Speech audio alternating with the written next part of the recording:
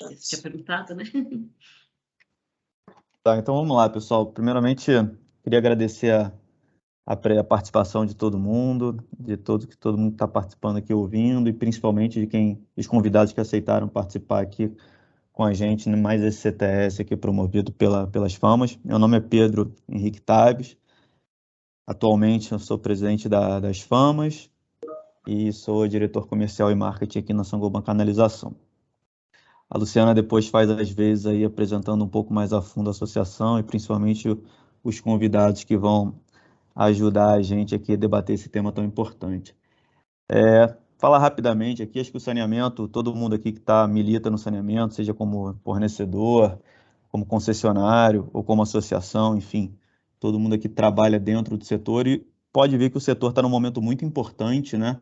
A gente brinca em algumas reuniões das FAMAS, do próprio Tata, que o saneamento nesse momento ele é pop, né? Ele está na TV, a Luana aí dando entrevistas, todo mundo, jornais falando, isso é muito bom porque evidencia mais o setor. Há 2 anos a gente tem o marco legal do setor, que é outro ponto muito interessante, ele completou 2 anos e traz metas bastante ambiciosas, então acho que falar de saneamento é bom, traz luz, é um setor em que a sociedade, o país tem muito a fazer ainda, então é muito bacana tudo isso que está acontecendo e para nós, né, como militantes, atuantes dentro do setor, acho que o nosso principal objetivo agora é fiscalizar e principalmente fazer com que as ambições do Marco se tornem realidade para que a sociedade possa começar a pagar essa conta, essa dívida com o setor de saneamento, né? O Marco ele fala muito nas metas, né? 90% para esgoto, que é praticamente colocar metade do país dentro do sistema de esgotamento sanitário, água para 99%, e uma outra meta muito importante que acho que é um pouco menos falada, e esses estudos que a gente vai debater agora, que é o estudo sobre perda, ele traz muito à tela, que é a questão dos percentuais de perda, né? A meta é de 25%. E a gente sabe que para algumas municipalidades, para algumas regiões, talvez de todas as 3 metas principais do marco, seja uma das mais desafiadoras nessa redução de perda. E aí eu acredito que, como as FAMAS, tem um link muito bacana entre a questão de redução de perda e a missão principal dessa associação, que é antiga, é de 1974, e que ela milita há muitos anos na questão de melhoria das conformidades do setor, né? Então é lógico que a gente sabe que a gente tem as perdas aparentes e as perdas reais, mas a questão de conformidade tem um link muito bacana com as perdas reais e a gente tem dentro das FAMAS um trabalho, né, junto com a Secretaria de Habitação, que é o PBQPH, e eu brinco internamente que um dos sonhos era um dia a gente ter um PBQPS, né, que seria um S de saneamento.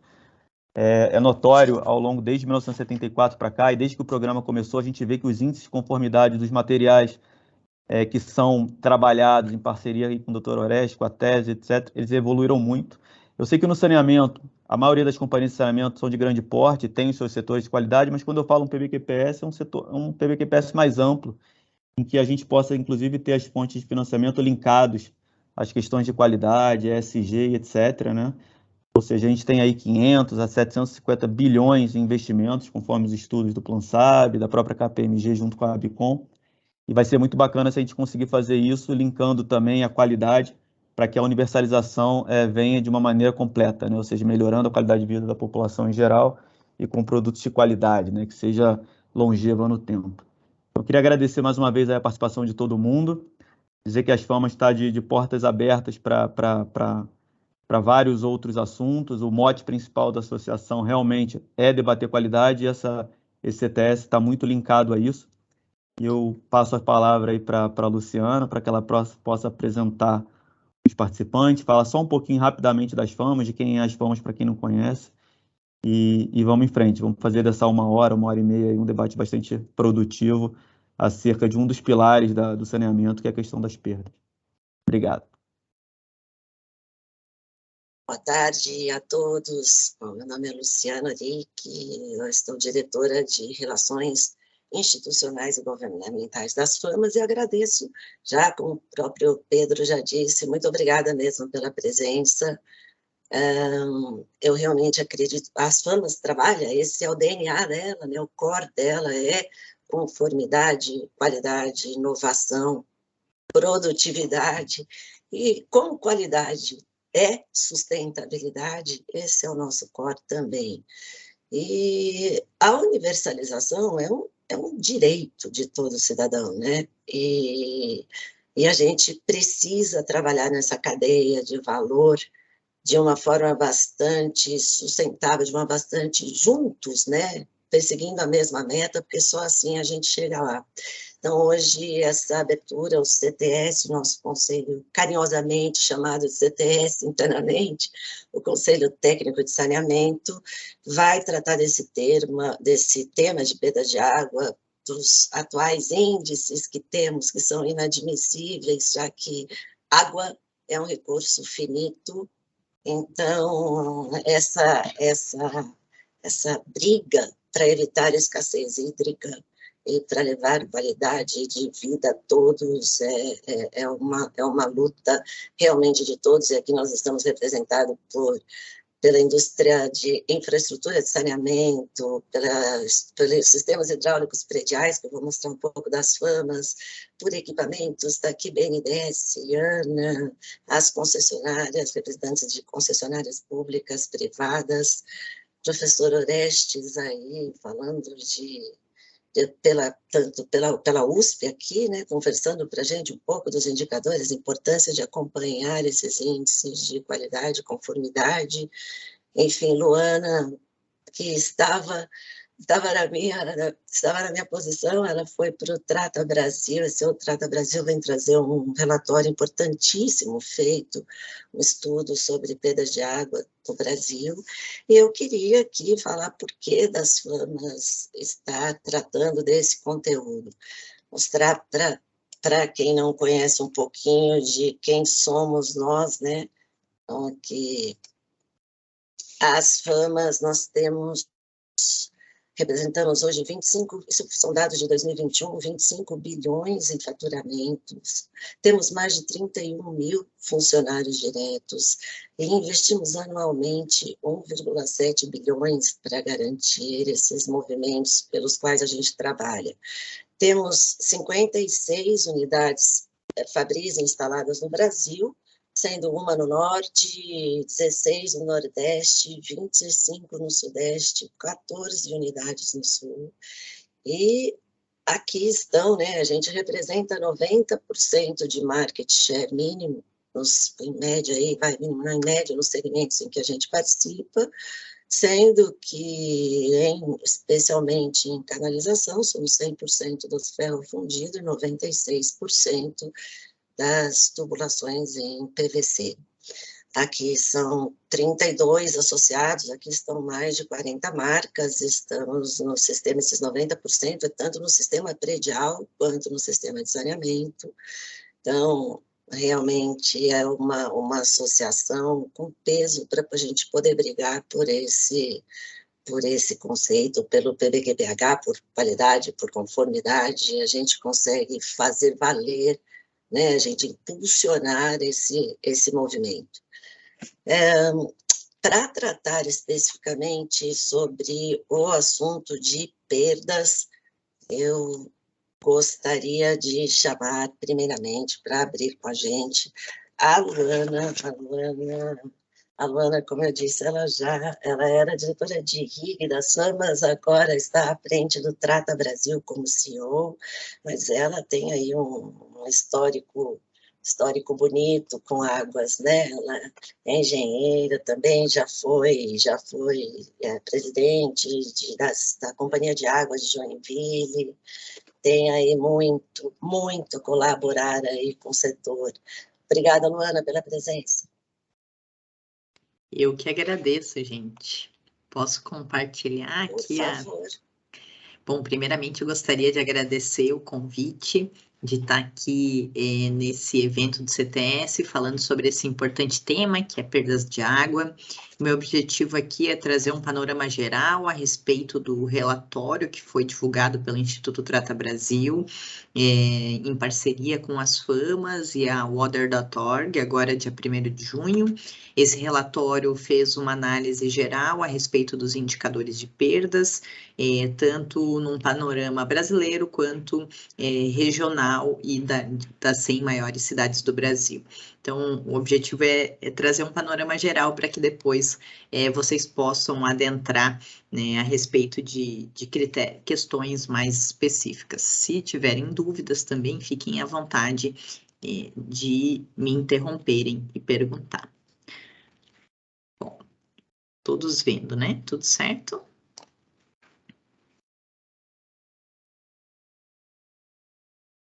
Bom, vamos lá, gente. Então, esse número já é um número conhecido. Lu, só me tira uma dúvida. Vocês estão vendo a apresentação, né? Estamos sim, Luana. Ah, tá, legal.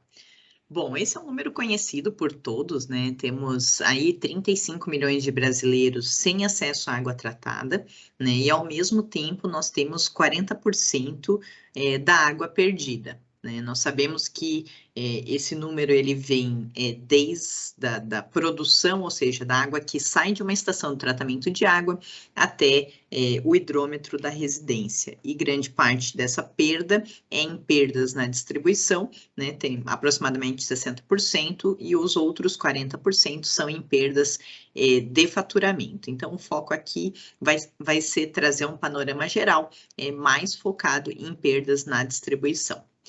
Bom, aqui eu tentei trazer um pouquinho, que é um dado que a gente coloca no estudo, como é que está o mundo, né? Então, quando a gente divulgou esse estudo, muito é perguntado, ok, mas quem que é um case de sucesso? Se a gente for olhar o mundo, em que ponto está o Brasil, né? Como é que está o Brasil em relação aos demais países? E aqui, os países que estão listados aqui acima têm um percentual de perda pior, digamos, do que o Brasil, com 40,89%, e os países que estão listados aqui têm um percentual de perda melhor, né? Então, nós temos o Brasil aqui com 40,89%, ao mesmo tempo, temos aí Venezuela com 63%, 62%, Nigéria, Turquia, Gana, Colômbia, Moçambique, Argentina, mas temos também cases de sucesso, como a Austrália com 10%, Estados Unidos com 13%, né, Coreia do Sul com 16%. Então, a gente vê que, sim, a gestão de perdas é um desafio bastante grande do ponto de vista de gestão operacional e também da quantidade de investimentos necessários para se reduzir essa questão de perdas, né? Mas em diversos países do mundo a gente já vê isso acontecendo, né? Países que têm efetivamente e continuamente feito investimentos e tem programas estabelecidos para que haja um monitoramento contínuo e a redução dessas perdas. Bom, mas como é que está o Brasil ao longo dos anos, né? Quando a gente pensa em Brasil, o natural seria que houvesse uma redução nas perdas ao longo dos anos, né? Mas essa não é uma realidade que a gente vê. No SNIS, no último SNIS divulgado, a gente vê que houve um retrocesso em relação ao percentual total de perdas no Brasil, né? Então, lá em 2016 tínhamos ainda 38% de perdas, agora em 2020 estamos com 40,1%, e isso demonstra que a gente não está investindo o suficiente para que haja essa redução. A gente sabe que numa concessionária sempre existe, digamos, uma dificuldade na questão do investimento, precisa investir na ampliação do acesso à água, precisa investir na ampliação do acesso à coleta e tratamento de esgoto, e também precisa investir em redução de perdas. E muitas vezes a gente acaba vendo que o investimento em perdas acaba sendo reduzido, e muitas vezes a gente acaba tendo investimentos grandes, né, em ampliação, por exemplo, de uma estação de tratamento de água, com uma captação maior de um volume de água num corpo hídrico, o que ambientalmente acaba sendo mais prejudicial, que tem um custo operacional com produto químico, com energia elétrica para o bombeamento dessa água, em vez de se investir nessa redução, né, de perdas. Bom, mas como é que é o Brasil, né? A gente tem uma questão homogênea em relação às perdas de água no Brasil, e aqui a gente demonstra como é que é essa distribuição em relação às perdas nas macro-regiões do Brasil. E a gente pode ver que a região norte é a região onde a gente tem o maior percentual de perdas, com 51,22%, seguido da região nordeste, com 46,28%, né? Ao mesmo tempo em que na região norte nós temos 51,2% de perdas, nós temos apenas 59% da população com acesso à água, né? Então, nesse estudo, por exemplo, a gente aponta que a redução de 40% para 25%, que é o que a portaria do Ministério do Desenvolvimento Regional preconiza, nós poderíamos abastecer 40 milhões de pessoas, né? E hoje nós temos 35 milhões de pessoas no Brasil sem acesso à água, né? Então, esse retrato brasileiro aqui é bastante preocupante porque demonstra a ineficiência na gestão desse recurso hídrico, né? Ao mesmo tempo que temos aí 41% da população sem acesso à água, perdemos 51,2% da água que é produzida. E, ao mesmo tempo, temos aí cases melhores, né, como na região sudeste, onde temos apenas não, né, mas temos 38,1%, que é bem inferior ao estabelecido aí na região norte. Bom, e como é que estão os nossos estados, né, em relação a esse percentual de perdas? Nós temos o Amapá com o maior índice, né? O Amapá ele perde hoje 74,56% de toda a água que é produzida.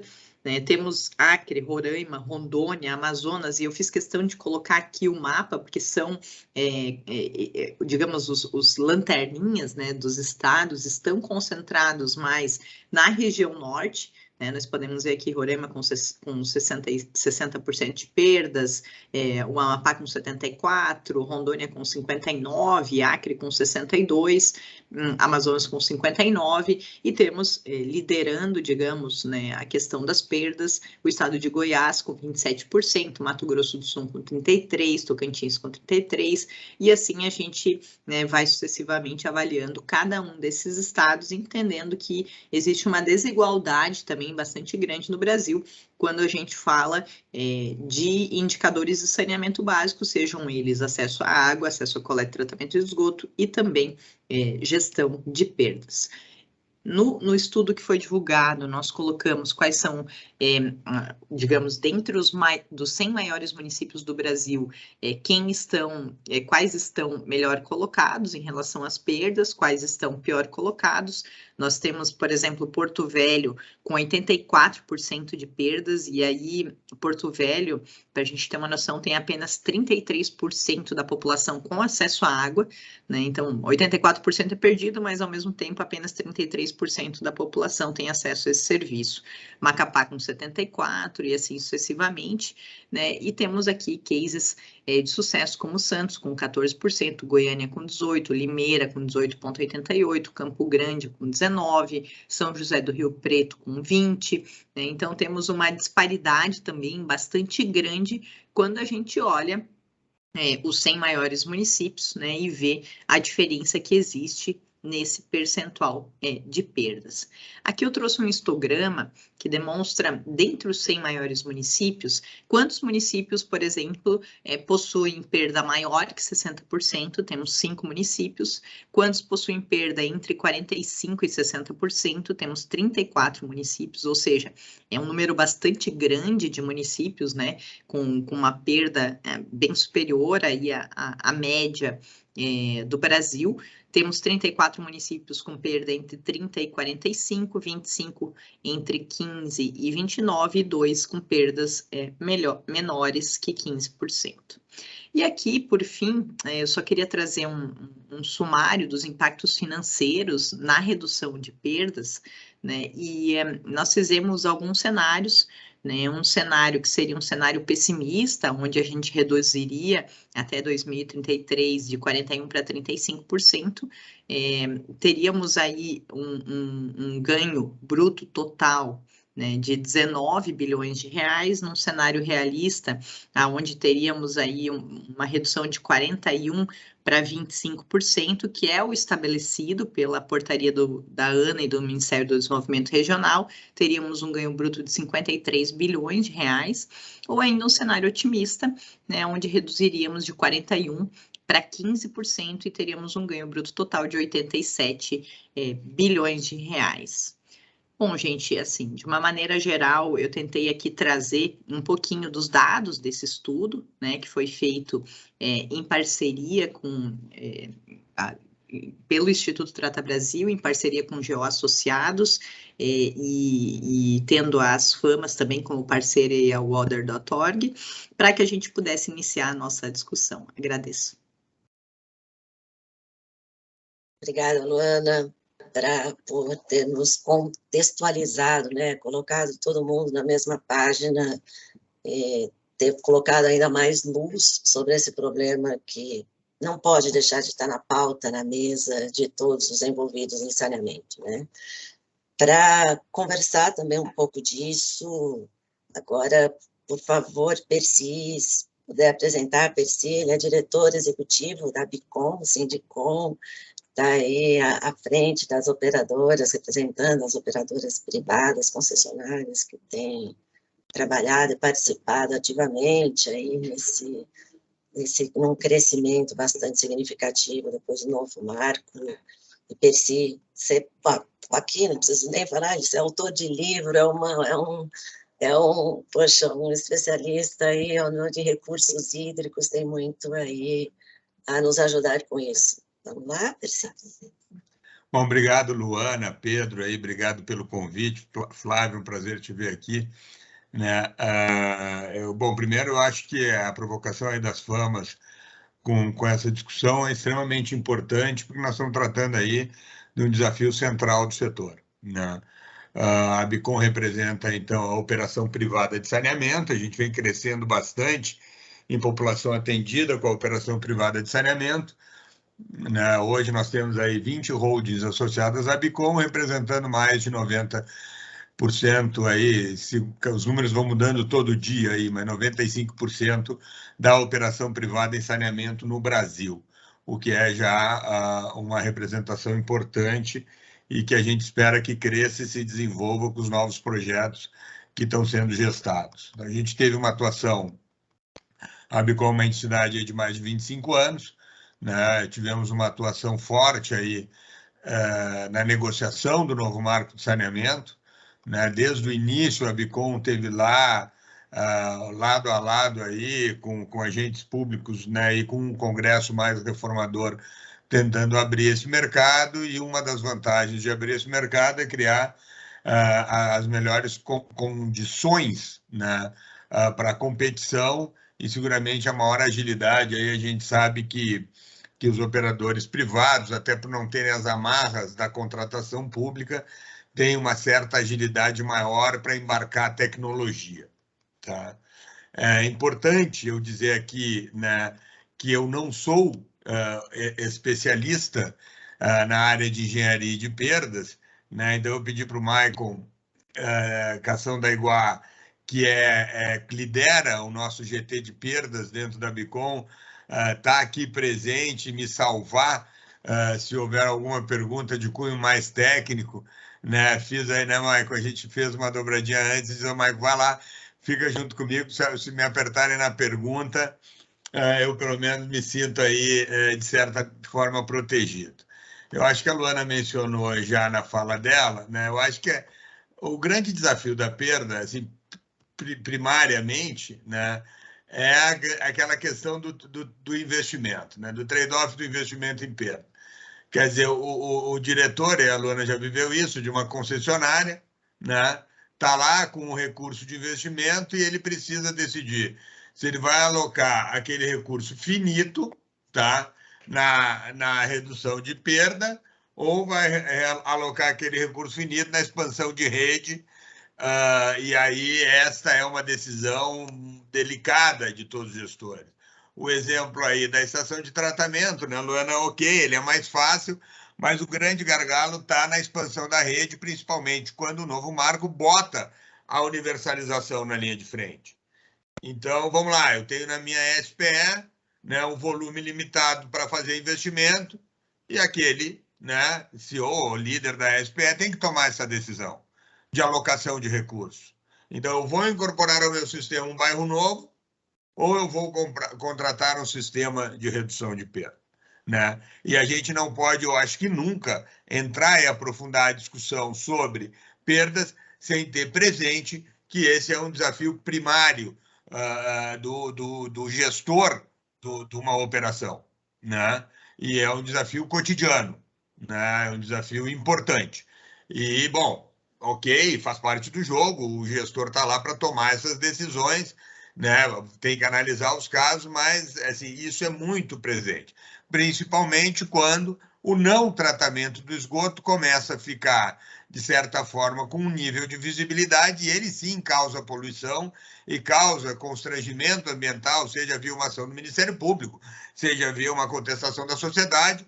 Então, a pressão que se... Quer dizer, a decisão de perdas vista isolada, ela é fácil da gente fazer a conta do benefício, mas ela não está isolada, ela está num contexto de tomada de decisão do gestor daquela SPE, que tem que olhar com aquele recurso finito de investimento as diferentes opções, as diferentes pressões pela universalização, pela redução do dano ambiental do esgoto não tratado, pela eficiência, talvez, futura do... Então, quer dizer, a decisão que o gestor vai ter que tomar na linha de perda envolve... ela tem que ser entendida num conjunto maior de desafios de uma operação de saneamento. Se essa decisão fosse ceteris paribus, que nem dizem os economistas, era muito fácil, né? É claro que a decisão pelo investimento de perda tem retorno, e aí é o que o estudo lá do Trata mostra, e aí isso eu acho que ninguém tem nenhuma dúvida.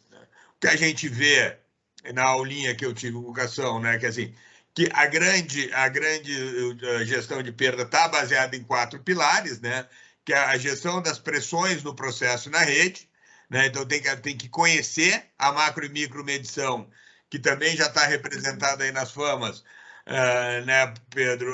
Quer dizer, tem que ser muito presente, ela é ponto fundamental para a gestão de perda, eu conhecer o meu sistema, eu setorizar o meu sistema, eu medir setorialmente o meu sistema para poder entender como é que essas pressões estão se comportando.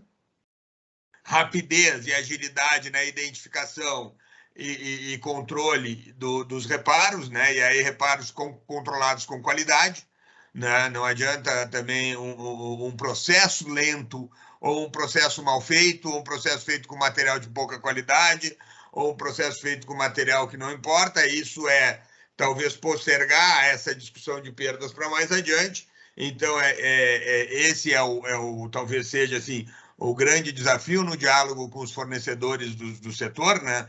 Quer dizer, a qualidade dos materiais que vão ser ofertados, quer dizer, de um lado, quer dizer, a capacidade de gerenciamento, né, das pressões do sistema, a macro e micro medição, controle ativo dos vazamentos e o gerenciamento da infraestrutura dos ativos, né, que são os pilares aí que a gente precisa acompanhar aí nesse processo, diríamos assim, de gestão das perdas reais, né? O que a gente entende, né, é que há um esforço nisso, há um embarque de tecnologia nisso, tem assim, muita tecnologia de internet das coisas, 4.0, uso de sensores, né, que as empresas vêm empregando cada vez, até uso de drone, que as empresas vêm empregando cada vez mais para poder fazer um controle, uma gestão desse tipo de situação, e isso a gente entende que acaba sendo mais ágil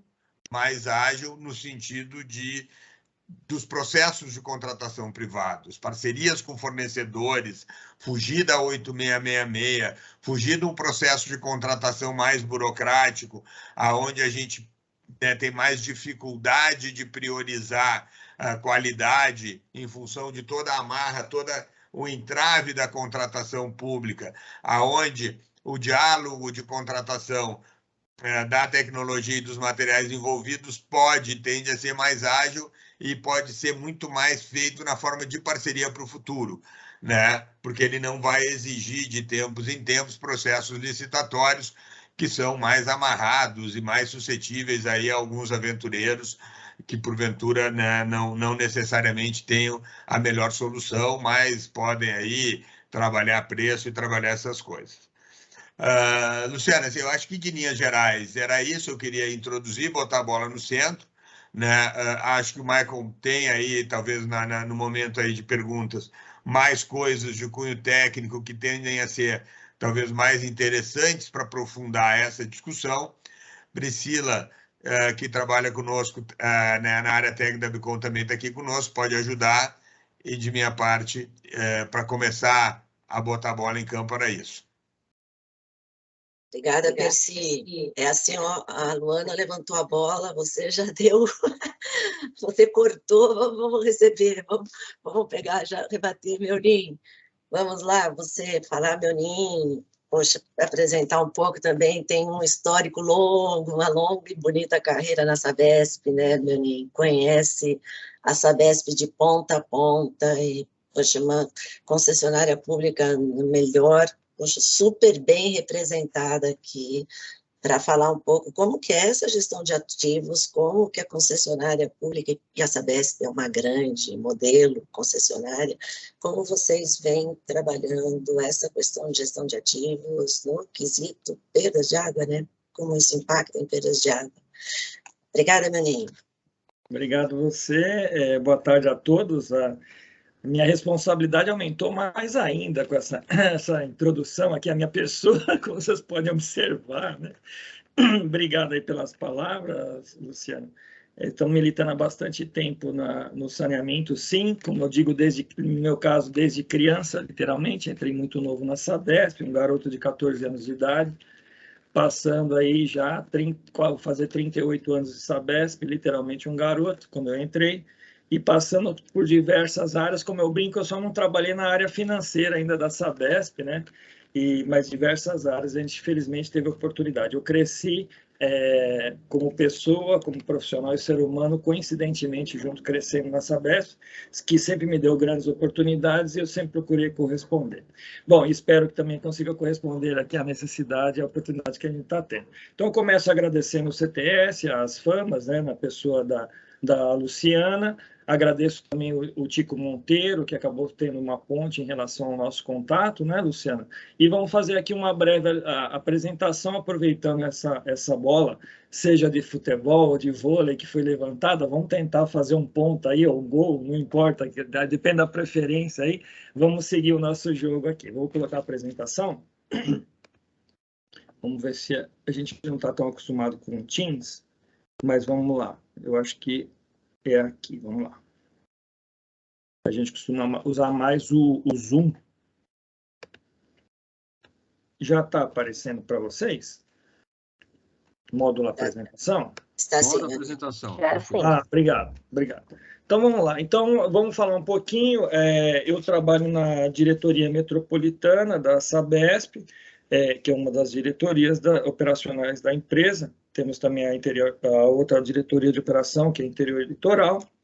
Eu trabalho como departamento de planejamento integrado na superintendência de planejamento da diretoria metropolitana, e uma das atribuições lá, principais das minhas atividades no departamento de planejamento integrado, é a parte de perdas, entre outras, despoluição de córregos, questões relacionadas a controle e acompanhamento de investimentos, e também planejamento técnico em relação aos projetos e obras e investimentos de água e esgoto na diretoria metropolitana. Para iniciar aqui a apresentação, não tem como a gente não fazer uma seguinte abordagem. A região metropolitana de São Paulo, como os senhores e senhoras já conhecem bem, né? É uma região, uma das maiores regiões metropolitanas do mundo, né? É a 7ª mais populosa do mundo, com da ordem de 22 milhões de habitantes. Tá? E com isso daí, cerca de 19% do PIB nacional, 39 municípios na diretoria metropolitana operados pela Sabesp e 2 municípios atendidos por atacado. São cerca de quase 6 milhões de ligações de água e quase 5 milhões de ligações de esgoto na diretoria metropolitana. E não tem como também falar sobre o assunto relacionado a perdas sem a gente falar também sobre a condição hídrica da nossa bacia do Alto Tietê, qual está inserida basicamente a região metropolitana. Esse contexto é importante quando o assunto também, não só do abastecimento, mas também de recursos hídricos e abastecimento, mas a questão de perdas, né? Então, nós estamos numa área grande, de 5,9 mil quilômetros quadrados, com uma disponibilidade hídrica muito baixa, como já conhecido. Nós estamos em cabeceira, diferente de outras metrópoles, de outras grandes cidades do mundo. A gente está na cabeceira da bacia, né? No caso aqui do Alto Tietê, e, portanto, como naturalmente nesses casos, com uma baixa disponibilidade hídrica, né? Então, para se ter ideia, a ordem de grandeza se utiliza como referência a sustentabilidade hídrica da disponibilidade, da ordem de 1.700 metros cúbicos habitante ano, né? E, no caso, na nossa região do Alto Tietê, nós temos somente da ordem de 10% disso, 179 metros cúbicos. E, portanto, uma região inicialmente já de cara com restrição hídrica por conta dessa condição hídrica, né, que a gente vive em relação à nossa geografia, em relação à nossa topografia, em relação à nossa hidrologia. Aqui também, só para ilustrar, também, obviamente não tem como verificar tudo que está aqui, mas é o nosso chamado SIM, nosso Sistema Integrado Metropolitano, do ponto de vista tanto da produção como adução e distribuição. O sistema integrado vem aumentando a cada dia, no sentido da ampliação e expansão do tratamento, dos mananciais, do tratamento, né, da produção, desta adução e distribuição, e ao longo do tempo, principalmente com o advento da crise hídrica, principalmente 13 e 14, bem conhecido aí por todos, aumentou bastante a integração do nosso sistema, justamente para aumentar a confiabilidade, a disponibilidade de água e através da flexibilização em relação ao sistema integrado, seja ele da parte de produção, seja do ponto de vista da distribuição. Algo que foi muito importante e a gente considera aí chamado legado da crise hídrica, que são grandes obras que foram feitas, grande parte delas, cerca de 70% previstas para o futuro e foram antecipadas. E, além dessa questão, tem a questão da maior flexibilidade que eu comentei e, portanto, esse legado que a gente recebeu com a implantação de novas adutoras, elevatórias reversíveis, sistema intercambiáveis, seja de produção ou da distribuição, ajudou muito no avanço e recuo dessas áreas de abastecimento dos nossos principais sistemas de produção e, portanto, conseguimos aí, felizmente, passar pelo advento da crise hídrica e estamos com um sistema bem mais robusto e preparado para possíveis situações críticas. E aqui destacam-se pelas cores uma fotografia inicial da área de abrangência de cada um dos principais sistemas, sendo que, como eu disse, muitos deles podendo, uns mais, outros menos, podendo avançar e recuar para compensar conforme a necessidade, seja do ponto de vista dos mananciais, da adução e ou da distribuição. Aí, só uma passagem rápida também, o histórico do crescimento do abastecimento na região metropolitana, ele também é importante para a gente chegar na questão de perdas, é inerente ao assunto. Nós tivemos basicamente duas fases, uma fase inicial, que é uma fase de expansão do sistema, no qual a questão que prevalecia é justamente o crescimento da população da região metropolitana e, portanto, a defasagem em relação ao nosso sistema, seja ele de produção, adução e distribuição, e suas respectivas ligações e reservação. Então, passamos desde a criação em 73, quando juntou várias empresas e a formou a Sabesp, passando por essa ênfase em expansão. E aí vai um pouco o encontro que já foi comentado de algumas bolas levantadas, no qual o foco era no qual a empresa era uma empresa basicamente de engenharia, focada na ampliação desse sistema para poder atender a população. E por conta desse crescimento, durante muito tempo, inclusive desordenado, nós passamos por grandes problemas relacionados a ora por falta de manancial, ora por falta de produção, ora por falta de adução e ora por falta de distribuição.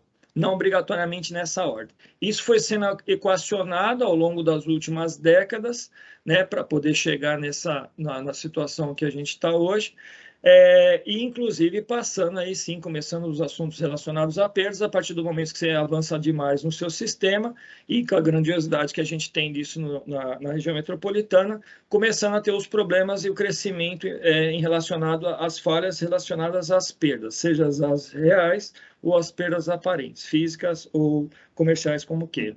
E aí, a partir do momento que a gente começa a trabalhar na questão de perdas, com mais ênfase aí em meados da década de 90, onde nós também foram implantado o Plano Metropolitano de Águas, o chamado PMA, a implantação dos primeiros controles de perdas através da primeira ação, que é as válvulas redutoras de pressão, passando aí por diversos sistemas e equipamentos e tecnologias avançando nesse sentido para busca e qualificação dos profissionais, equipamentos e materiais para buscar a redução gradativa das perdas, e com várias ações isoladas em relação às ações de perdas. Até que em 2009 sai o primeiro programa corporativo de perdas do ponto de vista sistemático de toda a empresa, toda a operação, todas as diretorias, para poder fazer um trabalho corporativo, ordenado e sistemático na busca de redução de perdas, basicamente desse formato a partir do ano de 2009, e evoluindo gradativamente. Aí também, quando a gente fala da região metropolitana, com destaque para o município de São Paulo, como não pode deixar de ser comentado, o desafio da universalização, que também está sempre na balança, junto com relação à questão das buscas da redução de perdas, né? Até para poder você ter água disponível para encaminhar para aqueles que ainda não têm. Nós temos um grande índice de abastecimento na nossa região metropolitana, da ordem de 98%. O desafio de universalizar esse 2% ele é muito grande, porque boa parte desses 2%, na verdade, nós estamos falando das áreas de algum tipo de informal, né? Então, núcleos de baixa renda, áreas invadidas, no qual, inclusive, há questões relacionadas à legislação ou dificuldades técnicas mesmo, quando se fala de mananciais, por exemplo, ou grandes ocupações, né, como o exemplo de Heliópolis, Paraisópolis e outros grandes núcleos de baixa renda, no qual o grande desafio técnico, social, financeiro, né? Ele é muito grande para a gente poder buscar esse abastecimento, essa universalização e, junto disso, buscar a redução de perdas, que também é muito importante para deixar isso tudo dentro de uma forma econômica, financeira e social equilibrada. Então, só para ter uma ideia, 32% da população da capital, né, com renda per capita até meio salário mínimo, e, portanto, levando isso em consideração, a Sabesp tem programa de tarifa diferenciada social para as famílias de baixa renda, através de sua comprovação, e, portanto, permitindo o acesso das pessoas, do ponto de vista da tarifa, da ordem de 1/3 do valor de uma conta normal, digamos assim, em média, para facilitar o pagamento e as pessoas terem acesso a esse tão bem precioso e importante que é a água potável. E que da ordem das 3 dos 11 milhões de habitantes da capital moram em algum tipo de área irregular, parte deles já regularizada com abastecimento de água e esgoto, entretanto, parte ainda não, conforme eu comentei inicialmente aqui nesse slide com os desafios, inclusive demonstrados aqui em forma de foto, que são bem autoexplicativos, né? Na sequência, vamos falar um pouquinho mais de perda, sem entrar muito em detalhes técnicos, que eu acredito que não seja o caso, mas só para ter uma amarração, e com destaque aqui para as perdas reais, as perdas físicas, né? A gente traz a conhecida aqui para os técnicos da chamada cruz de Lambert, no qual procura fazer a pressão desse, digamos assim, desse quadrado central, no qual, através do gerenciamento de pressões, para mais e para menos, dependendo da necessidade. O controle ativo de vazamentos, pesquisa de vazamentos, intenção no qual buscar vazamentos não visíveis para reduzir perdas. A melhoria das condições de infraestrutura, aí começamos a falar um pouco também aqui sobre a questão de renovação de ativos, né? Que é sempre um grande desafio colocar nessa balança a decisão de quando que você tem que ampliar e quando que você tem que fazer o tratamento de renovação de ativos, principalmente as redes, né? E agilidade e qualidade nos reparos, passando aí por qualidade em relação aos materiais, a qualificação dos profissionais de mão de obra própria e terceirizado, para poder garantir uma maior, não só agilidade, mas a qualidade dos reparos, seja do ponto de vista da mão de obra e dos materiais. Por quê? Justamente para pegar os níveis, digamos, atuais de perdas reais, fazer uma pressão, digamos assim, nesse quadrado central para que ele diminua, para que ele entre num formato, dependendo do município, dependendo do setor, dentro do chamado nível econômico de perdas, aquilo que é aceitável do ponto de vista econômico, dentro do equilíbrio. Não existe perda zero, né, como se fala, não existe, mas tem que trazer para dentro da realidade de cada setor de abastecimento, de cada distrito de medição, que o seja, ou até determinadas áreas menores, o nível econômico de perdas é equilibrado. E, portanto, quem sabe se aproximar cada vez mais das perdas inevitáveis, que não existe perda zero, mas ficando dentro desse chamado nível econômico de perdas. E para isso fazer, o que a gente tem feito de diferente, né? A gente tem feito, por exemplo, os contratos de performance. Basicamente, os contratos de performance, que foram iniciados por volta de 2009, eles buscam trazer um contrato único no qual se transforma um fornecedor em um parceiro. Ao invés de você contratar itens, serviços, obras, na verdade, você acaba contratando resultados através de itens, setores e obras. A diferença, aparentemente, é sutil, mas ela é muito grande. Ao invés de você contratar um serviço, uma obra, você contrata o resultado e, portanto, a preocupação e a remuneração fica vinculada a esse resultado, tendo, inclusive, incentivo de melhor remuneração, caso se tenha um melhor resultado. Então, o objetivo é reduzir perdas de água e, em muitos casos, junto à energia elétrica, mudando a forma de contratação, que é mais ágil, no qual você tem um estudo preliminar, mas quem faz o projeto executivo executa a obra, e, em alguns casos, até a operação inicial é a contratada. Então, unindo vários serviços num contrato só, e, portanto, a contratada participando diretamente, se transformando num parceiro, como eu disse inicialmente. Então, sem entrar em maiores detalhes, isso daqui foi muito relevante, até porque o investimento inicial ele se dá pelo parceiro e, portanto, a gente primeiro começa a ter resultados para depois começar a ter desembolsos mais relevantes ao longo de um determinado tempo. Então, portanto, você antecipa resultado e posterga investimentos, isso ajuda, desembolso de investimento, isso ajuda bastante em relação ao caixa e os programas nossos, seja de financiamento e os nossos planos de investimentos. E aí, para poder ajudar nisso daí, em relação a esse equilíbrio, e muitas vezes esse cabo de guerra, a gente costuma utilizar há algum tempo, principalmente na diretoria metropolitana, o que a gente chama de AHP, que traduzindo seria um processo analítico e hierárquico, no qual foi desenvolvido pelo professor Thomas em 77, na Universidade de Pensilvânia, que vem sendo antecipado nos últimos... atualizado nos últimos anos aí, na Sabesp, principalmente na diretoria metropolitana, no qual a AHP nos ajuda a reduzir a subjetividade em relação à decisão do que fazer primeiro dentro de um ranking, vamos assim dizer, que leva em consideração uma matriz, né, com diversos critérios, diversas pontuações, no qual tem a participação de uma equipe multifuncional, que ajuda a atualizar praticamente ano sim, ano não, dependendo da tipo de HP, que vale para várias situações. Por exemplo, para substituição de rede, existe uma HP de substituição de rede, elencando as áreas, inclusive por trecho, no qual seria um maior custo-benefício, vamos assim dizer, mas não só do ponto de vista financeiro, levando em considerações coisas como perdas, a questão do impacto, o relacionamento com a sociedade e o cliente, inclusive com as prefeituras. Então, com isso, ele tem nos ajudado bastante para reduzir, minimizar a subjetividade e, por outro lado, também diminuir esse cabo de guerra de decisão do que fazer e quando fazer, considerando os recursos limitados, que nenhum tipo de recurso é infinito, como todos sabem. E aí, só como um exemplo, né?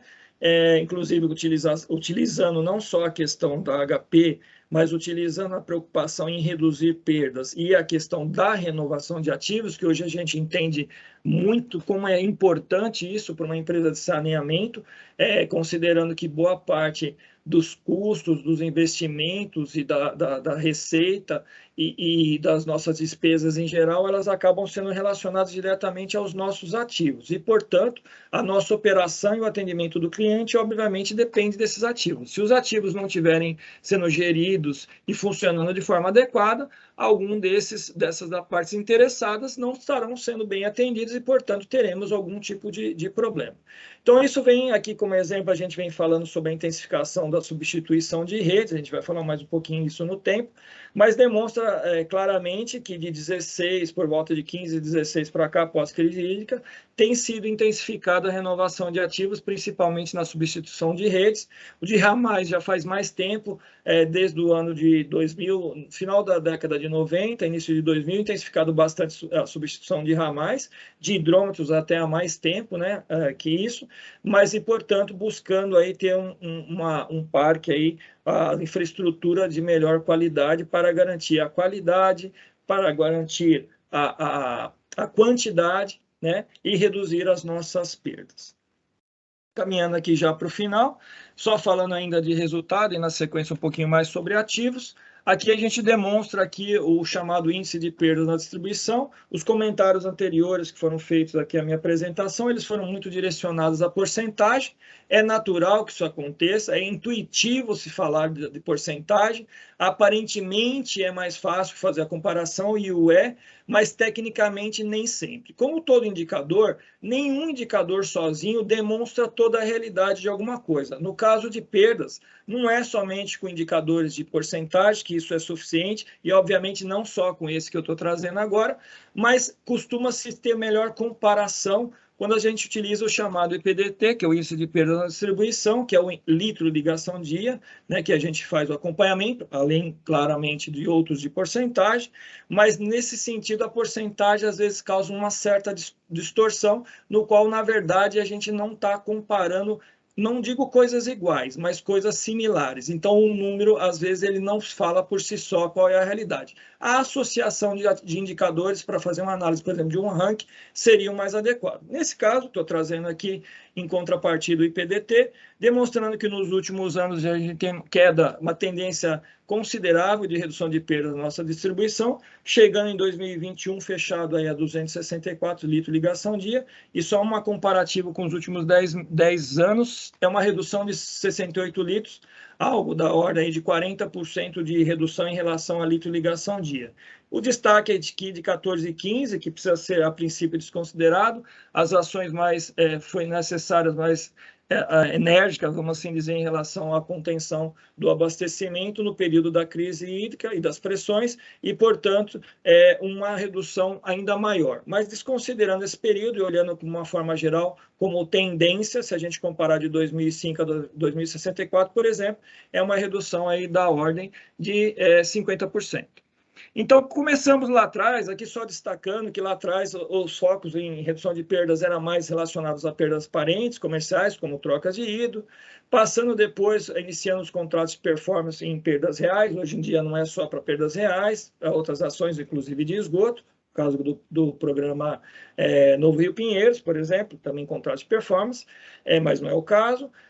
A questão que a gente passa também lá atrás por ajuste e melhoria de macromedição, financiamentos importantes para poder aumentar a velocidade dos nossos investimentos, a intensificação de pesquisa e vazamento, o período intenso de gestão de pressão durante a crise hídrica e pós-crise hídrica, forte investimento em obras de renovação de redes e ramais, inclusive com financiamento da JAICA que está finalizando, e um financiamento do Banco Mundial iniciando aí, com substituição a partir do mês que vem, nos próximos 4 anos, de 800 quilômetros de rede na região metropolitana, sendo desses 800 quilômetros da ordem de 60% no município de São Paulo.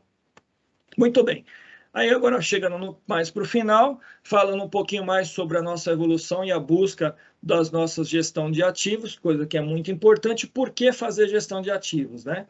Fazer mais e melhor com menos, como tradicionalmente se fala, controlando os riscos de maneira sustentável em todo o ciclo de vida dos ativos, atendendo às necessidades e expectativas das partes interessadas. Ou seja, proposta de valor ao negócio e à sociedade com gestão de ativos. E aí buscando um equilíbrio entre custo, performance e risco. E aí, o destaque que eu trago aqui, que a gente tem se desenvolvido, é a preocupação em relação ao ciclo de vida como um todo. A gente fala muito de renovação de ativos, que é quando chega na troca propriamente dito do ativo.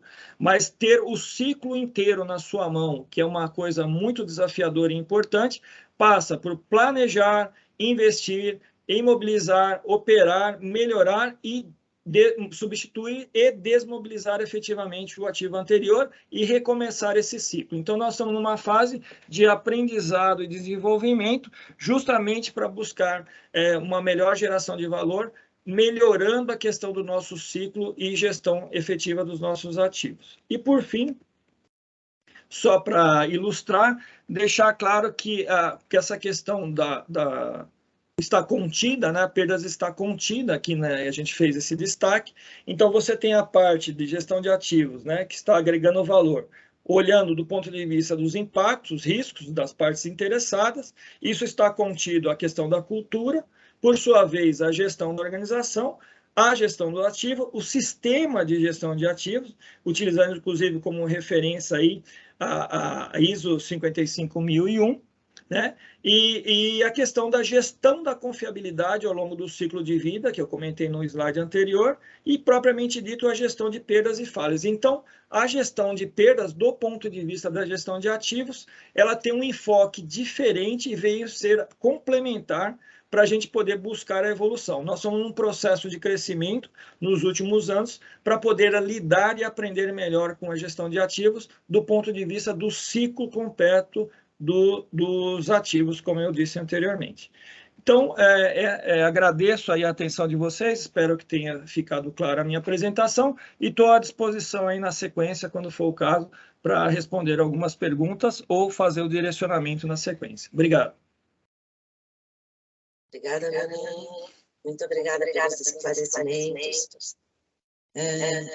Essa questão da disponibilidade hídrica efetiva e ideal é um problema sério, né? Todos temos fontes, as fontes, nossa, a fonte de água, ela é única e ela é finita, e eu sei que os gestores aí das concessionárias, das operadoras, gestores quaisquer de projetos, têm que fazer malabarismos com as diferentes demandas que existem em todos os setores, e eu acho que a pauta é justamente uma análise de riscos e cenários, né?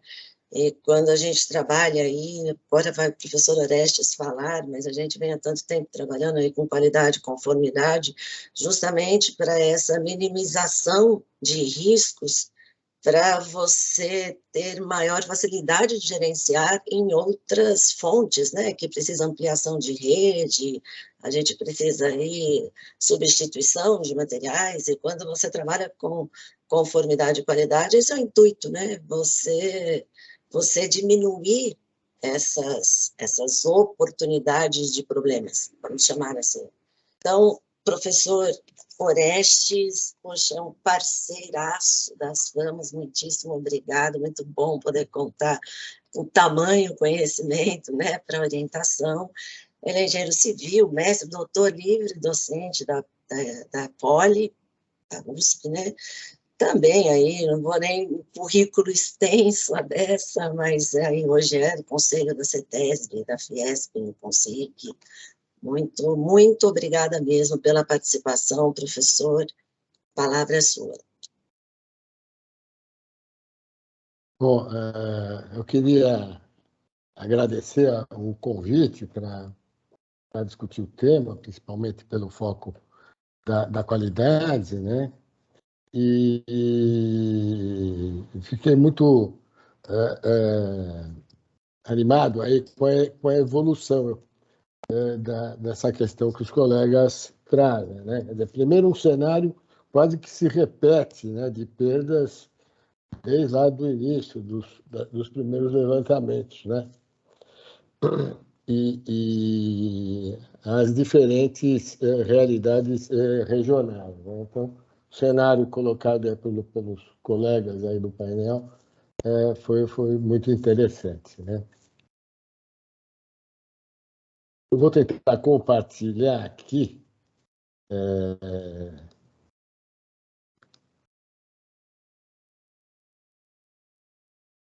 Não sei se está aparecendo. Tá sim, professor. Tá sim, tá bom. Então, um pouco... só um minutinho aqui que...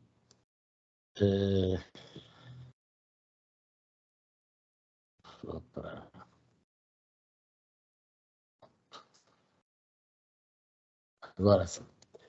Tá aparecendo, né? Então, aí, agradecer-me o tema aqui que a Luciana me colocou, é perdas de água e a qualidade... Professor, desculpa, agora não. O senhor fechou. Tá. Espera só um minutinho, então. Vou voltar a compartilhar. Agora foi? Positivo. Agora sim. Perfeito. Então, o tema é perdas de água e a qualidade de materiais, né? Eu vou... Problema aqui de mudar. Bom, eu vou aproveitar um pouco no início a apresentação da Luana, tá? Para tirar algumas informações e depois falar em qualidade de materiais, olhando essa ideia de qualidade dos materiais do ponto de vista de organização setorial.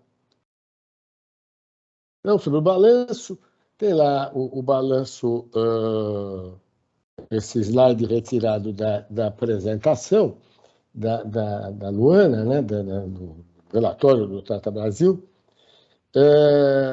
E, na verdade, então, na questão das perdas físicas, se nós olharmos lá no quadro 2, a gente vai ver sempre assim, em cada um dos subsistemas, as origens, e falando assim, dependendo do estado das tubulações.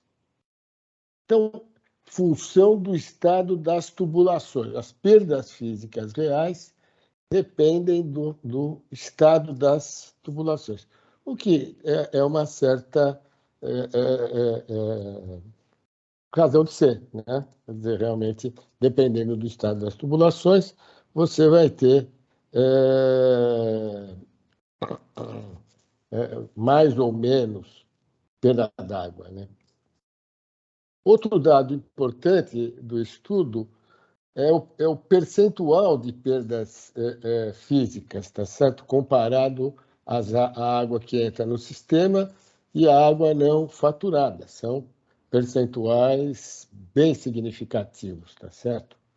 E como é função do estado das tubulações, a questão do desempenho da tubulação tem uma importância muito grande, que é manter a capacidade de suportar as ações de transporte, manuseio, instalação e operação, né? Todas essas que são colocadas nos estudos realizados pelos colegas da área.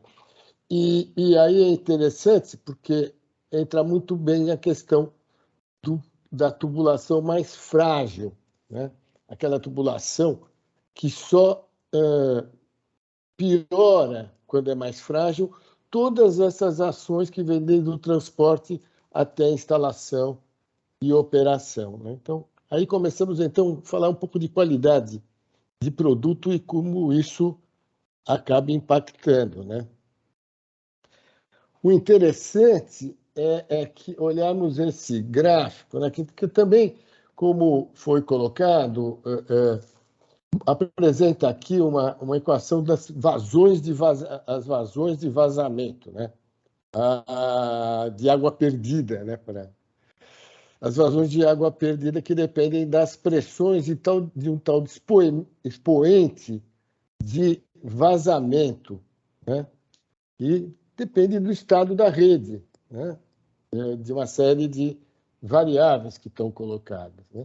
E aí é interessante, porque olhando para o gráfico, quando eu tenho uma atividade que é reduzir, ou seja, controlar as pressões da rede, eu vou deslocar para pressões menores, tá certo? Então, eu controlo pressões e reduzo a magnitude das perdas. Mas na hora que você vai trabalhar com ativos novos, ou reparos, ou expansões, é importante trabalhar na questão da redução desse expoente N1. Aqui está, olha a diferença que faz, passando de um N1 igual a 1 para um de meio, a diferença, o eixo das ordenadas está em escala logarítmica, por isso que tem essas diferenças que estão colocadas aí. Mas o deslocamento da vazão de operação, ou seja, o controle de pressão e a redução do tal do estado, função do estado da rede, é fundamental, né? Daí entra a questão da qualidade dos produtos e utilizar materiais em conformidade com as normas técnicas, para melhorar esse ativo. A gente falou agora há pouco em substituição dos ativos, e que os ativos substituídos sejam inconformes para reduzir esse impacto, né, nesse expoente de vazamento, que os colegas que atuam na área conhecem muito bem.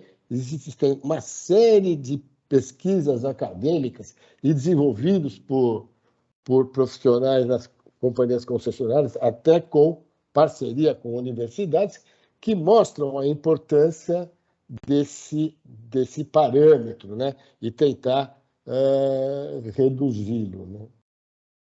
A Luciana me colocou essa relação aqui é 3 vezes maior, por exemplo, um vazamento, uma vazão de perdas 3 vezes maior do que uma vazão de referência. Então, só para a gente mostrar a figura, essa própria expressão aqui, ela logicamente, os estudos mais recentes acrescentam outras variáveis que a pressão influencia também na deformação da própria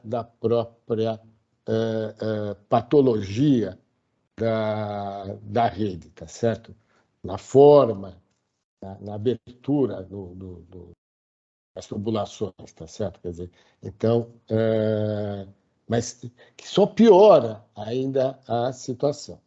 Então, trabalhar com tubulações com componentes mais frágeis, né, não conformes, para falar um termo mais comum, só vai piorar a situação da vida útil daquela tubulação, ou seja, vai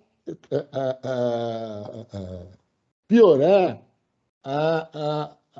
vai estender, vai reduzir a vida útil residual, olhando temporalmente, né? Quer dizer, então, essa questão da gestão é muito importante, seja do ponto de vista técnico, seja do ponto de vista do controle das pressões no sistema, para tentar reduzir os tempos de substituição, ou alongá-los, né?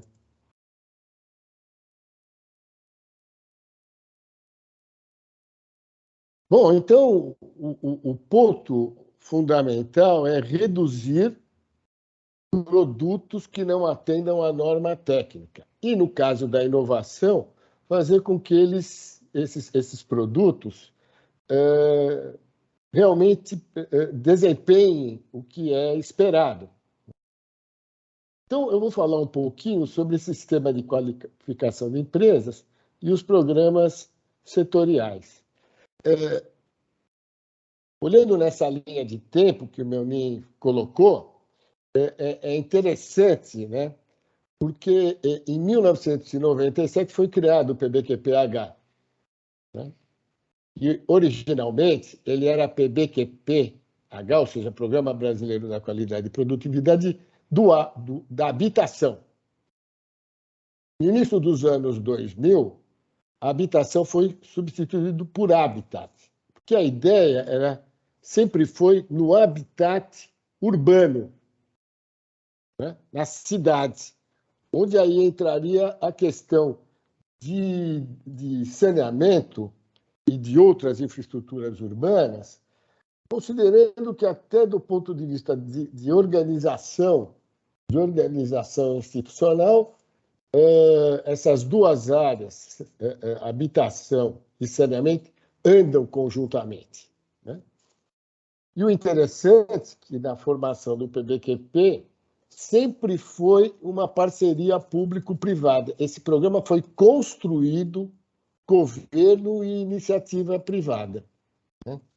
Então, todas as estruturas do sistema do PBQP, todas as ações, todas as métricas e as metas estabelecidas, elas foram construídas conjuntamente. Elas não vieram de baixo, de cima para baixo. Elas foram uma construção conjunta. E três sistemas foram criados. Um que é relacionados à execução, tá certo? A instalação, que é o sistema o SIAC, aí, da avaliação das construtoras, dos subempreiteiros, dos projetistas, né? Um outro subsistema para avaliar a inovação tecnológica, com especialistas na área. Quer dizer, as proposições de novas tecnologias, elas são avaliadas permanentemente. Então, é uma forma segura da introdução de novas tecnologias. E o que nos cabe falar hoje é o SIMAC aqui, que é o Sistema de Qualificação de Empresas de Materiais, Componentes e Sistemas. Todos esses sistemas, eles trabalham totalmente integrados. Totalmente integrados. Bom, hoje eu marquei em vermelho os programas setoriais da qualidade que mexem com água. Os outros são de outras famílias de produtos e que estão relacionados com outras entidades setoriais. E essa é mais ou menos a situação de indicador de conformidade desses programas. Eu chamo a atenção dos tubos de PVC aqui, para a infraestrutura.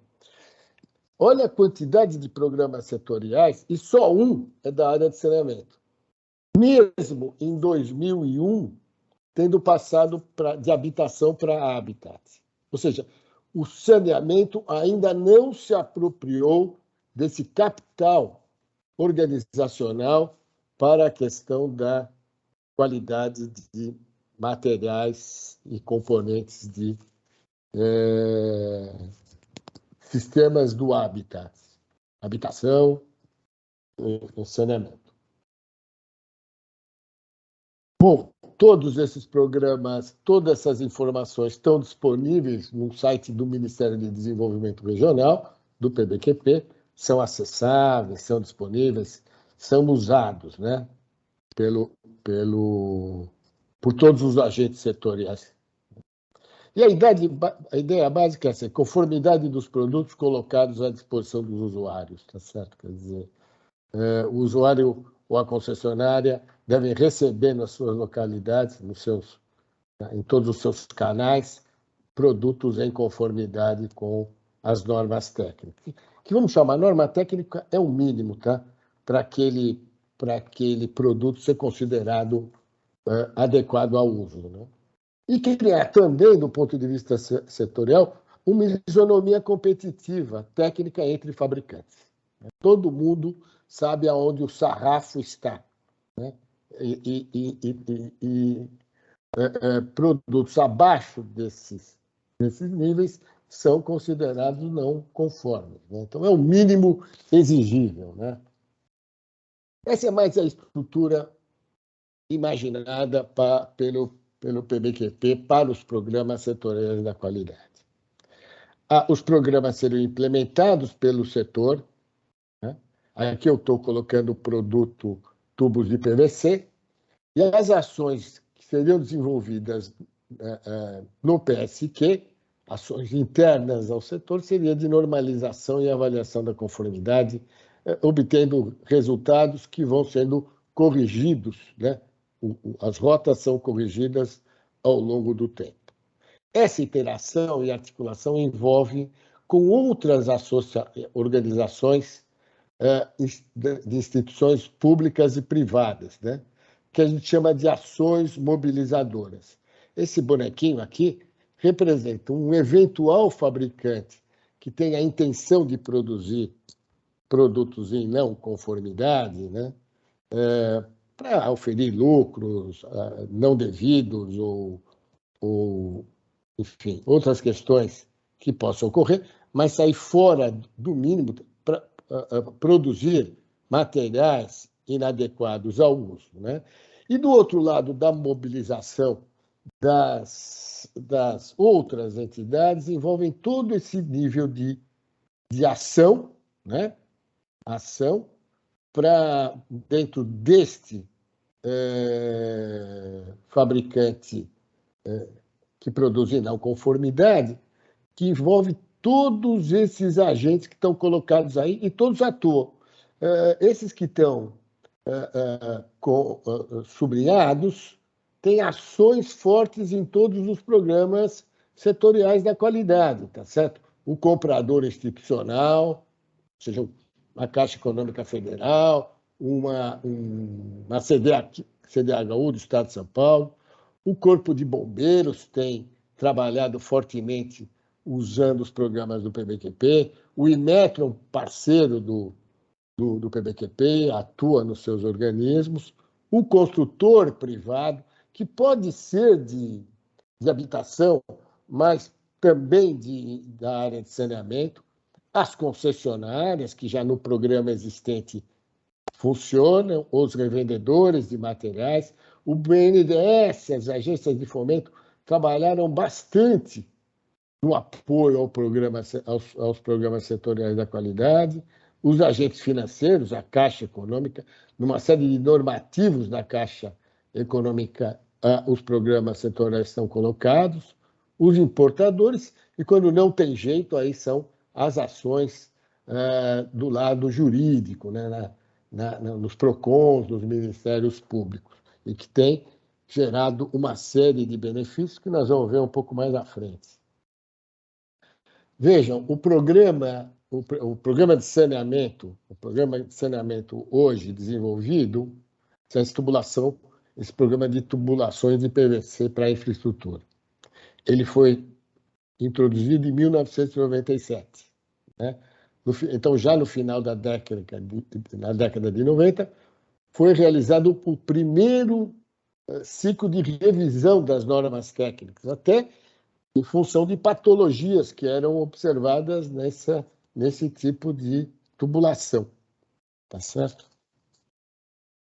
Hoje o programa congrega 96% do mercado, tá certo? Quer dizer, é um programa bem amplo e que envolve, então, a questão da documentação técnica, na normalização técnica. Mais ou menos isso que está mostrando assim é a placa de velocidade, né?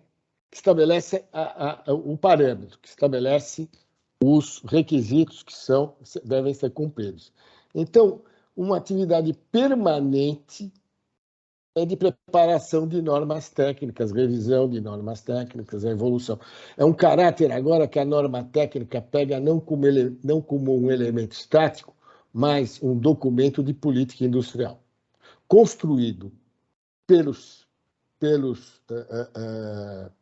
por profissionais das concessionárias, do mercado e também do meio de base tecnológica, universidades, todos trabalham na evolução dessa documentação. Então, inclusive, baseado nas normas internacionais. Hoje, quer dizer, essas exigências de se fazer com que as normas brasileiras estejam afinadas com as normas internacionais. E as documentações funcionais do programa, onde as regras todas estão escritas, estão disponíveis no site do MDR. Então, tudo isso é feito com a maior transparência, né?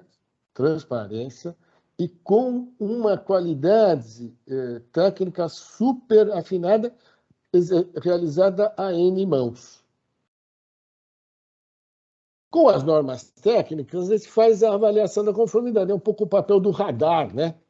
Não adianta ter a norma técnica, ela precisa ser a avaliação técnica, se essa norma técnica está efetivamente sendo utilizada. Bom, todas as marcas que participam, todos os produtos, todas as unidades fabris são auditadas. Coleta em todas as unidades fabris. E as auditorias não são avisadas, ou seja, vai lá um auditor e coleta essa amostra, tá certo? Quer dizer, então não há, dificulta haver alteração de lotes ou coisas desse tipo. Os ensaios não destrutivos são feitos já durante a auditoria com a presença do profissional da própria empresa. Os destrutivos são coletados durante a auditoria e encaminhados para os laboratórios que desenvolvem os ensaios, que fazem os ensaios, e todos eles acreditados pelo Inmetro. A outra auditoria que é feita são nas próprias companhias de saneamento que abrem as portas para as visitas. Então, aqui está uma relação de companhia de saneamento nas suas localidades, que é onde são feitas as auditorias de campo para verificar se o que é produzido realmente chega na ponta do uso, né? No caso dos materiais de construção de habitação, vai-se até as revendas de materiais de construção. Então, fecha o ciclo da avaliação da conformidade.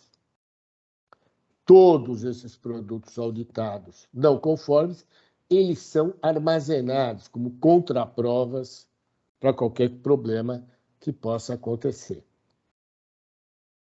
E trimestralmente se publica um relatório, então o ciclo de auditoria é trimestral, é super intenso, né? É super, de tal maneira que se publica um relatório setorial com dados da qualidade dos produtos do setor e com as empresas, com a publicação dos resultados que são encaminhados ao PBQP. Todas as empresas também recebem um atestado de qualificação com validade trimestral. Então, as informações estão todas disponíveis e os fabricantes também podem usar de todo esse material. Bom, pessoal, como resultado de toda a jornada, só para a gente ter ideia, esse é um produto que começou com 60, lá em 2001 ele estava com 65% de indicador de conformidade, ele cresceu. Quando há mudanças de padrão normativo ou crises de mercado, ou o mercado está superalimentado e ele não consegue fazer uma produções de não conformidade, ele cai, e hoje ele está aqui com alto índice de conformidade por volta de 96%. Então, um sucesso. E como há oscilações ao longo do tempo dos produtos em conformidade. É uma conquista, é um patrimônio do setor de saneamento. Olha como era o estado dos tubos de PVC quando se começou em 89, com o primeiro programa, que era tubos de PVC para sistemas hidráulicos, para instalações prediais. A não conformidade era por volta de 40%. Hoje ela é menor do que 4%. Olha como cresceu, né, o número de empresas em predial e infraestrutura. As normas eram brandas na época, elas foram adequadas ao longo desse período, né? E também houve olha a quantidade de fabricantes em 1989, era maior que 150. Agora está reduzido para menor do que 50 no caso dos instalações prediais e menor do que 15 no caso da infraestrutura. Quer dizer, realmente houve uma evolução, né, no setor, o aumento do valor setorial, o aumento da competitividade. Isso aconteceu em todos os programas das FAMAs, os de água, tá certo? Esse era o caso de louças sanitárias, tinha uma conformidade de 40%. Em 97, houve também, ao mesmo tempo que começou as instalações das válvulas redutoras da rede, se implantou o programa de uso racional da água da Sabesp, né, uma modelagem desenvolvida a Sabesp com a Universidade de São Paulo. Esses tipos de produtos foram adaptados ao longo do tempo em programas estabelecidos entre o programa As Famas e na época, Ministério das Cidades, como deveria ser a redução de consumo dos aparelhos sanitários, das bacias sanitárias, para que fosse possível implementar programas de uso racional da água, né? E olha como houve uma primeira diminuição de conformidade e depois se estabilizou. Há sempre oscilações, nunca isso aqui é perfeitamente constante, né? Mas hoje está com mais de 90% de conformidade. A mesma coisa aconteceu com metais sanitários. Estava com quase de 15% e agora está praticamente com 90%. Então, os resultados são de sucesso, né? Aqui é de todo uma figura do PBQP. Repare que os programas eles atuam em todas as regiões brasileiras, né? Norte, Nordeste, Centro-Oeste, Sul, Sudeste e Nordeste, tá certo? Todas elas, todas as unidades fabris e o volume de produção nacional envolvido é muito grande nos programas que estão em desenvolvimento. Aqui é uma figura importante para ver o resultado. Aqui era a situação de conformidade no início do programa. Olha a evolução da conformidade ao longo dos anos de implantação de cada um desses programas. Olha, por exemplo, o programa de tubos de PVC para sistemas hidráulicos prediais, tá certo? Como houve essa evolução. Ela tinha uma não conformidade de 40%. Né? E agora está com uma não conformidade de 6%. A mesma coisa dos tubos de PVC para a infraestrutura. Bom, como reflexões e elementos de discussão para a nossa reunião, está aí. O saneamento ainda, né, os outros materiais, os outros produtos ainda não se apropriaram, né, efetivamente. As concessionárias ainda não se apropriaram, se envolveram melhor e mais com esses programas todos, todas essas arquiteturas institucionais que mostraram resultado ao longo desses 25 anos de implementação. Isso vai tornar uma racionalização e um compartilhamento dos investimentos para a normalização e regramento do setor. Ele é uma relação, como é público-privada, estabelecida junto, é um relacionamento ganha-ganha. A otimização dos custos e produtividade nos processos de qualificação e fiscalização dos fornecedores. Tem companhias estruturadas que têm todo um setor de fiscalização, por isso consegue muitas vezes um resultado melhor do que outras concessionárias que não têm a mesma situação, mas a ideia é que isso pode ser otimizado para todas as companhias concessionárias públicas ou privadas. Então, aqui há uma produtividade, há uma otimização dos custos envolvidos.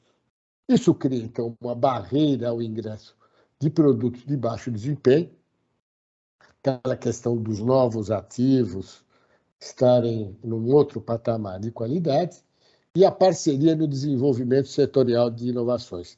Tem inovações que são feitas por empresas isoladamente, mas tem inovações que devem ser estabelecidas setorialmente, como foi o caso da evolução, ou da redução, melhor dizendo, do consumo das bacias sanitárias, que foram estabelecidos na parceria do governo federal, com o estabelecimento de metas, não top-down, mas construídas conjuntamente, considerando o quão factível elas seriam ao longo do tempo, entrando mais detalhadamente no processo de implantação dessas inovações e das metas, por exemplo, das metas de redução de volume de descarga. Né? Podemos fazer tentar comparar não, né? Mas criar uma certa relação com de redução de perdas. Logicamente, uma é mais complexa do que a outra. Bom, tudo isso visa, pessoal, a valorização da cadeia produtiva, a maior isonomia competitiva, né? Quer dizer, mas dentro de um patamar de qualidade definido, uma maior competitividade do setor de construção, do setor da construção habitacional, do setor de saneamento, né? E melhoria do desempenho dos sistemas, né? Valorizando os ativos e proteção dos usuários finais. Se a gente olhar todos esses pontos colocados aqui, vocês vão ver que tem conexão à valorização na questão social, ambiental e de governança, né, dos sistemas. A gente começa a olhar pelo lado de um programa ESG setorial. Né? Eu não sei se vocês sabem, mas no setor de tintas, a semana passada, que tem programa setorial da qualidade, foi lançado um programa setorial ESG. Né?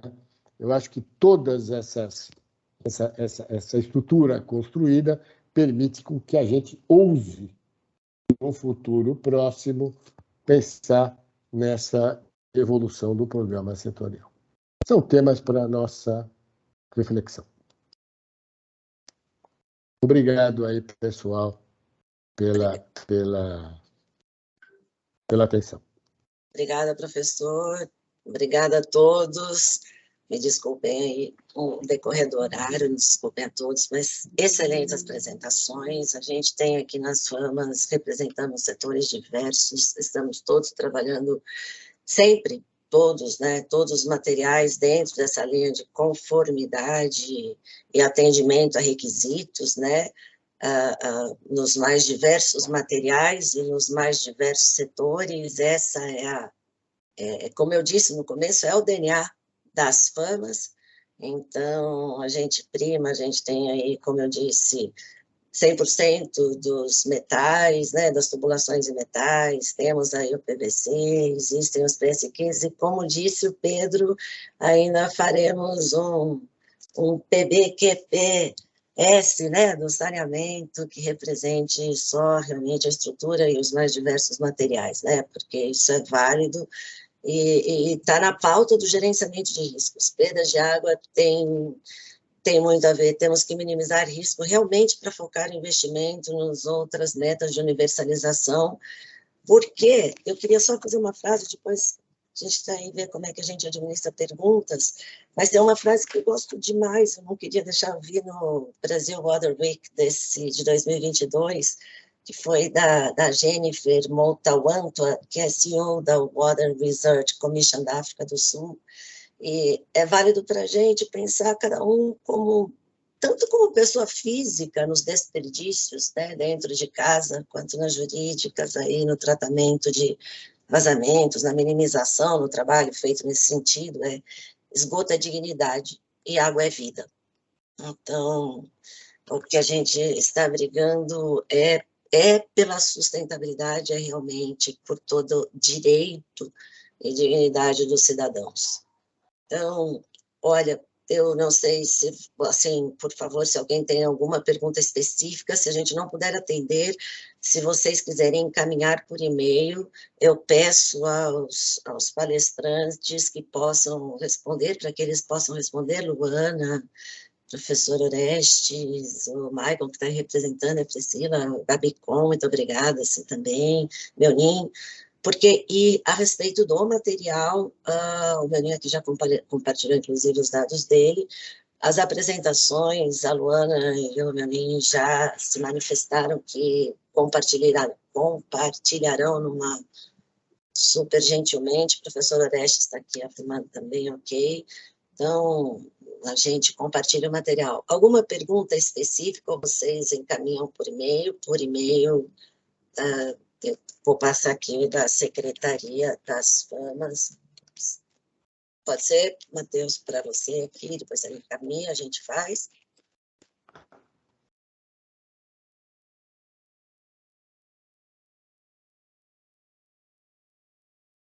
E aí eu respondo. Alguma, porque uma das perguntas que eu vou levantar e gostaria que pensassem, depois eu respondo a todos também, é que com a resposta, essa eu gostaria muito de encaminhar para os palestrantes e que eles dessem um feedback para a gente sobre se hoje tem critérios estabelecidos dentro dos requisitos de contratações, esses requisitos mesmos de padrões de qualidade e conformidade que impactam, né, nos custos durante o decorrer do tempo, na periodicidade do produto, porque qual é o ciclo de vida de produto, né, e como isso ele acaba se perfazendo dentro desse timeline, né? Então, isso é importante para quando a gente analisa um produto, o que a gente chamava desde a faculdade, olha, qual é o custo-benefício, né, de cada investimento. Então, esses requisitos são fundamentais. Alguma pergunta específica que alguém queira fazer? Fora essa que eu vou encaminhar e depois encaminho junto com o material para todos. O pessoal está tímido. Se alguém quiser, olha, Glória, muito obrigada, Glória, de Simproquinho aqui, Estela Testa, muito obrigada, Estela, obrigada a todos mesmo pela participação. O CTS é realizado semestralmente, já temos uma pauta para novembro, que não pode passar spoiler, mas a gente vem para essa área que está aqui sendo discutida sempre nisso, né? Como eu disse, assim, o DNA nosso é inovação, produtividade, qualidade e sustentabilidade, a gente vem nessa linha. Fala, Renato Endres, do Simproquim, por favor, você gostaria de falar alguma coisa?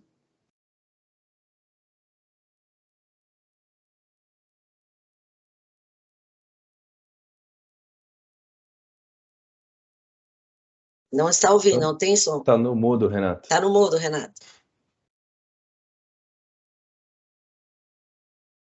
Ainda não está ouvindo, Renato. Não conseguindo? Talvez ele esteja com o microfone desabilitado, Luciana. Deixa eu o ver. microfone está desabilitado. Peraí que eu vejo já, Renato, um minutinho que eu já coloco. Deixa eu achar aqui. Outra coisa também que tem algumas perguntas aqui no chat. Eu vou responder, tá? Que a gente não... Os que tiverem no chat, se vocês concordarem até para a gente, eu respondo para vocês por e-mail, pode ser assim? Vou colocar aqui, deixa eu achar onde está, Renato, para eu conseguir liberá-lo, que eu não estou conseguindo. Você me ajuda, Matheus, a me ajudar a liberar o Renato? O microfone dele já está liberado.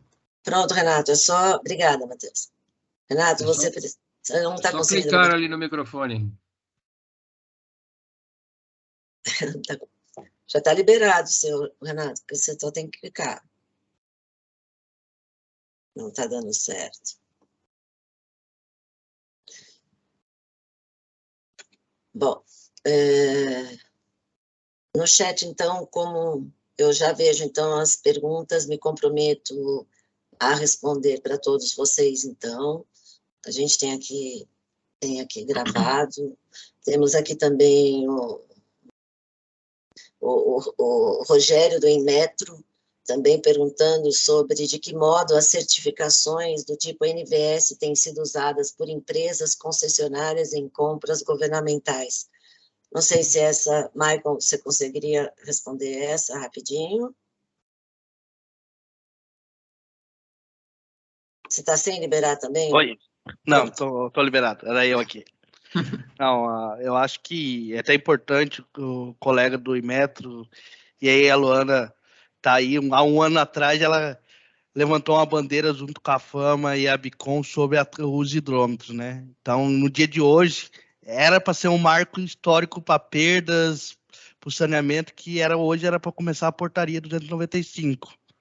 Mas, infelizmente, devido à pandemia, a estrutura ela mudou um pouquinho e as empresas de saneamentos agora vai ter que se adequar como os fornecedores, né? O novo modelo, eu acho que é um marco muito importante. E Luana, eu estava vendo a sua apresentação, e uma coisa também, eu como há algum tempo no saneamento fico triste ver o indicador, mas eu fico feliz do outro lado.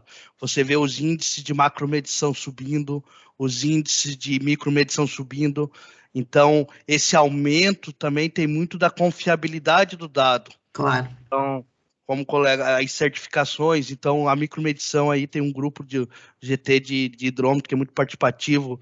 Eu acho que no saneamento é um dos instrumentos que passa por inspeções, todo lote, seguindo as normas, seguindo os procedimentos, e aí cada vez mais a gente está fazendo as certificações. O ideal seria não precisar fazer inspeção, né? Só pela documentação, já era para estar tudo ok. Tem coisas que mudam, né? Então a gente tem que investir em inspeção. Então eu acho que grande parceria, a inovação hoje está no destaque. E aí, que nem eu falando também um pouquinho de Iguá, a gente está numa dor que às vezes passa a dor para o fornecedor. O planejamento dos ativos, de retirada dos ativos. Então, a gente está implantando hoje sistemas que a gente consegue fazer o planejamento e dentro desse sistema, ele tem o controle de estoque volante. Porque muitas dores das empresas é o que está no estoque é real, não é real. E aí liga de uma hora para outra. Eu preciso de 5 quilômetros de tubo de 600 milímetros. Você tem hoje, Pedro, para me atender? Então, às vezes é muita falta disso, a recorrência, né? Então, a recorrência se é retrabalho ou é recorrência dos ativos.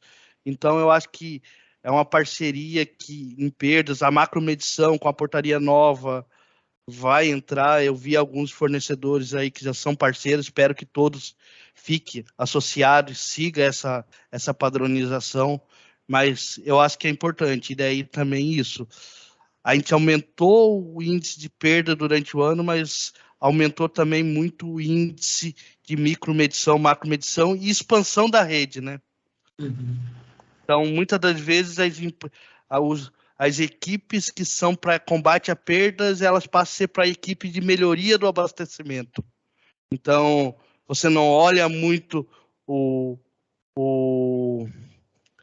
quanto que está a pressão, mas sim se está chegando a água. E é um dos desafios. Alguns colegas, que nem no Amapá, eu acho que é um grande desafio o Amapá ali, está no topo. Tem grandes amigos, grandes profissionais de saneamento que estão chegando lá para mudar essa história, e eu acho que a parceria das empresas, as concessionárias de abastecimento de água, esgotamento sanitário com a Fama, é fundamental, e não deixar tanto essas certificações, essas normas, cumprir a norma, né, professor? A norma não é só para ficar no papel, não é... A norma é para ser cumprida, né? Esse é o ponto, né? Esse é o ponto fundamental. Existem mecanismos, existem produtos, né, que esses programas setoriais funcionam, alguns que são específicos, às vezes certificações específicas funcionam, né? O importante é estar com essa organização linkada, né?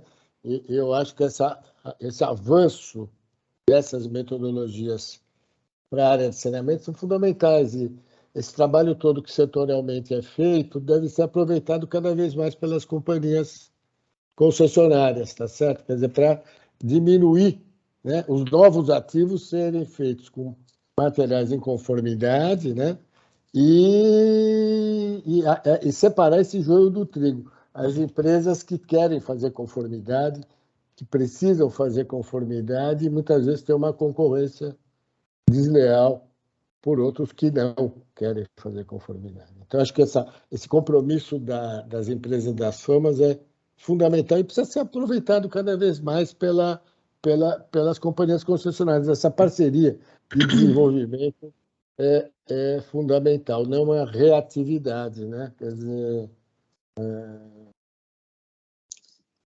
tratamento preventivo, né? Hoje Senão, a gente tem que falar de preventivo e não reativo. O custo do reativo é infinitamente maior do que investimento, porque um é custo e o outro é investimento, né? Então, a gente tem que começar a tratar investimento como investimento e não custo, que é o reativo. Certo? É isso, eu acho que essa é a briga, quando fala conformidade, eu vi o Renato colocou algumas colocações no chat para o Renato Enders, do Ciproquim, bem colocadas, mas é isso mesmo, quando a gente fala conformidade, é sim para usos específicos, atendendo requisitos e normas, é essa justamente a nossa luta, a nossa meta é justamente por isso, né? Se todos, e eu acho que é uma responsabilidade, eu acho que encerrar para a gente pegar aqui, desculpa o tardar, né? A gente, de novo, ter aí ultrapassado o tempo que eu combinado com vocês, mas é uma luta, não é individual, não é de uma só empresa, de um só setor, essa é uma briga multissetorial, uma luta conjunta multissetorial, e aqui a gente está bem representado por diversos setores, então a gente vê, como eu disse, desde um BNDES em metro, olha, as indústrias, estamos todos aqui, temos equipamentos químicos, estamos juntos, né, em cima de uma só meta, que é propor uma vida melhor para a gente e para as futuras gerações. Muitíssimo obrigada por estarem aqui conosco e a gente divulga os próximos, espero poder estar com vocês novamente. Muito obrigada mesmo. Obrigado, pessoal. Até a próxima. Obrigado, pessoal. Prazer. Tchau. Tchau. Parabéns aí. Até mais. Parabéns Valeu, pelo até os evento. próximos. Tchau.